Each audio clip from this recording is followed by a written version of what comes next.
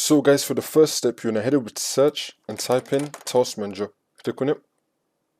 And then once you're on this, if you see any Office applications open, or just Office 365 itself, you want to end the task. So for me, I'm going to scroll down, and I found that Microsoft Word has been open, so I'm going to click on it, make sure that your work is saved, and then click on End Task. Close out all the Microsoft Office applications. And now for the next step, you're going to head over to search again, and type in Add or Remove Programs. Click on it.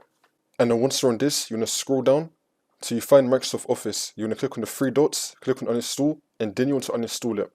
I'm not going to uninstall it myself because I still want it on my computer, but in your case, you just want to uninstall it. And now for the next step, you're going to head over to search again and type in File Explorer. Click on it. And then once you're on this, you're going to click on this PC. Now, you want to go to the drive where you have Windows installed on. It's going to have the Windows logo on it. You're going to double click on it. Now, you're going to click on Program Files, double click on this. Then you should be seeing Microsoft Office right here. You could just delete all these folders that say Microsoft Office on it. And also, if you do not see Microsoft Office in this folder, then you're going to go back to your Windows drive, and then instead you want to check Program Files x86, and then it should be there. So you just want to delete the Microsoft Office folders.